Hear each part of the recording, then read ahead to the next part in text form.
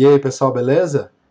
Tô começando aqui mais um vídeo, agora num formato um pouco diferente, um formato aí meio de streamer, né? Esse formato cabeça flutuante aí.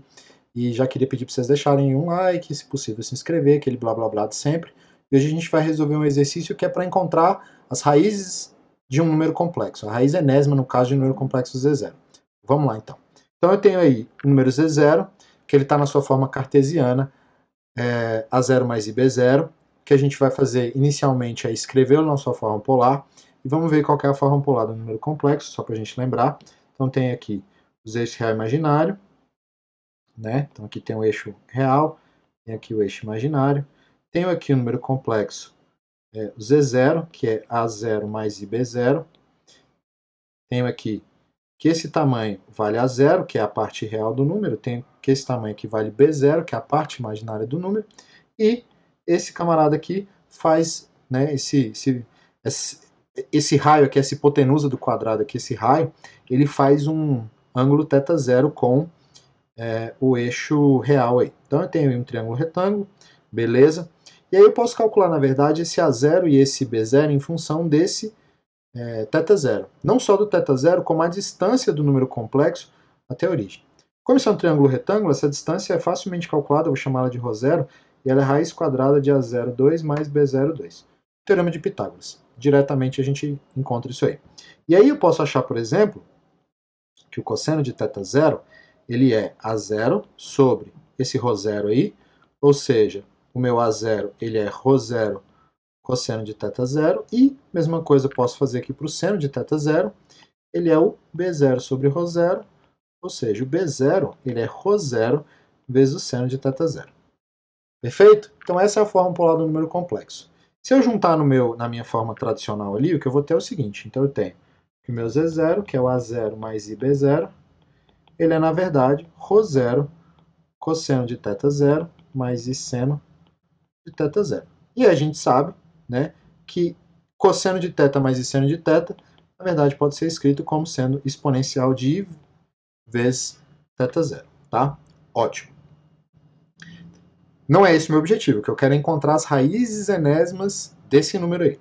Se eu quero encontrar a raiz enésima, o que eu preciso resolver, então, para encontrar as raízes enésimas, deixa eu anotar aqui, ó, para encontrar as raízes, né, porque são mais de uma, as raízes, precisamos fazer um negocinho, que é reescrever o meu objeto de uma forma adequada. Precisamos resolver o seguinte, ó, resolver o seguinte polinômio, z elevado a n igual a z0 com esse z aqui, um número natural, e esse z aqui, um número complexo. Então a gente tem que resolver essa equação aí, que é uma equação polinomial, z elevado a n igual a z0. Se a gente estivesse no contexto real, era simplesmente a gente ia tirar a raiz mesmo, a enésima, da forma mais simples possível. Mas como a gente está num contexto complexo, a coisa muda um pouquinho. O z0 eu já escrevi na forma polar, eu vou imaginar então que o meu z também pode ser escrito na forma polar.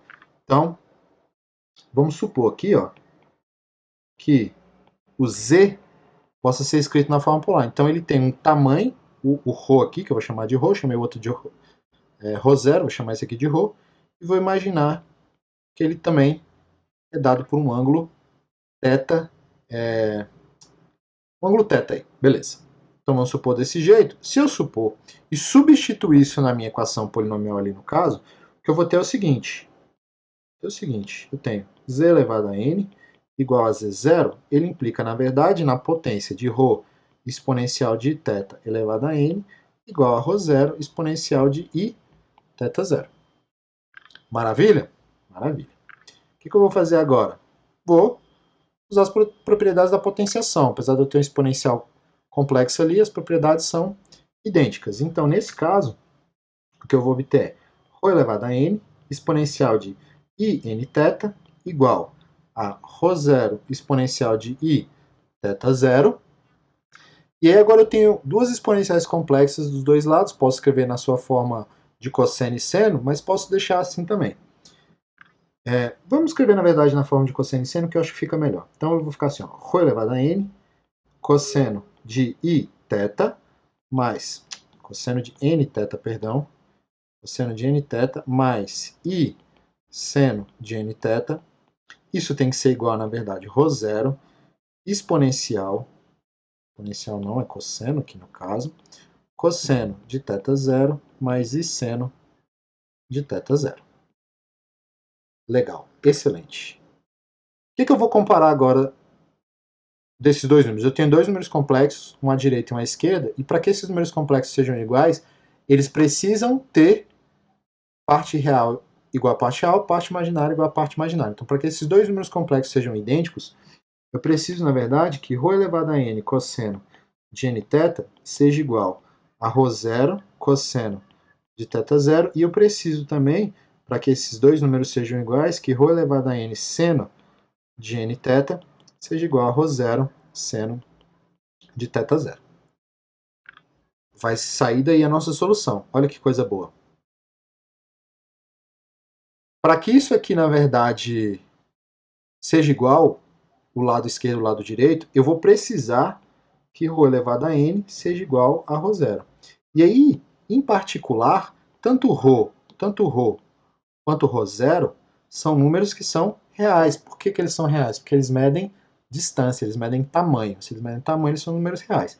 Na melhor das hipóteses, na pior das hipóteses, eles são zero.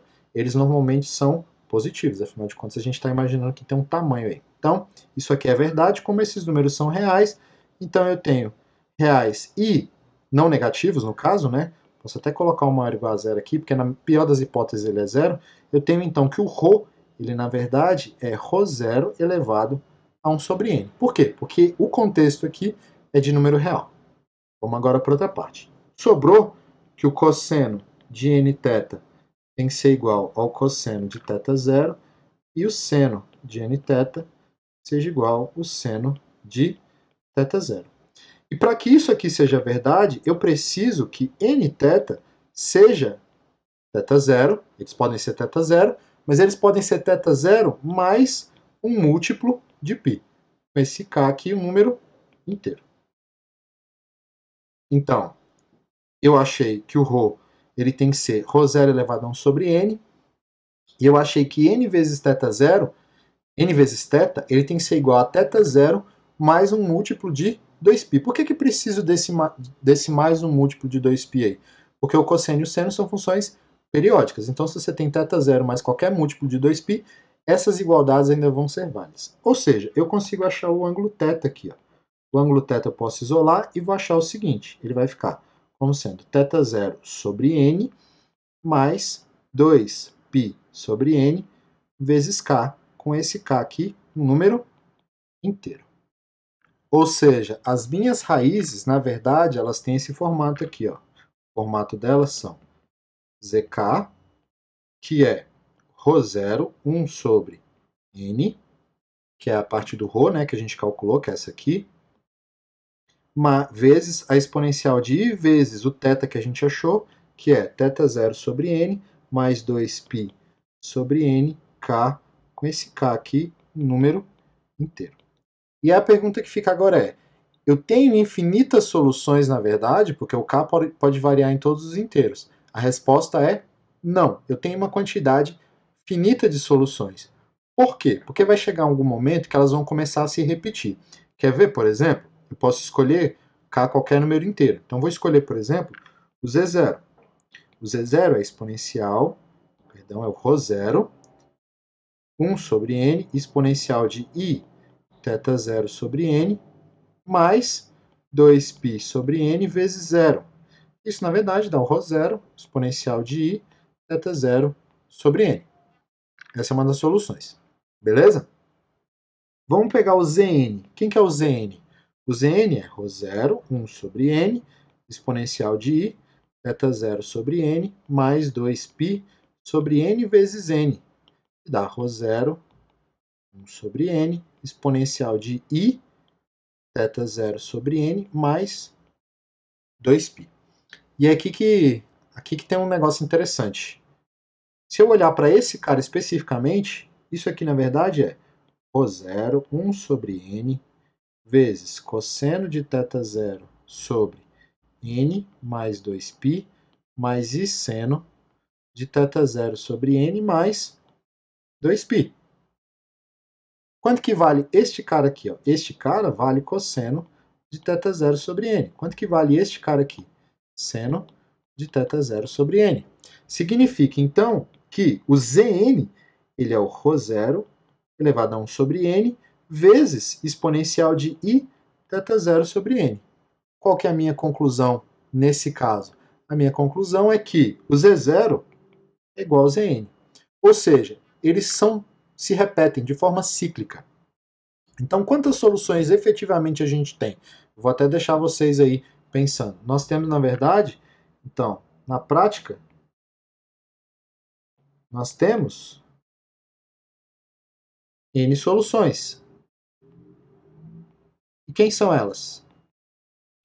As soluções são ZK, que eu vou chamar aqui, é o ρ0 elevado a 1 sobre n, exponencial de I vezes θ0 sobre n, mais 2π sobre n vezes k, só que esse k ele é um número inteiro que mora normalmente nesse intervalo. Por que eu falo normalmente? A gente escolhe esse intervalo de variação do k, mas ele não precisa ser, ele não é único, até porque, como eu disse, eles se repetem, né?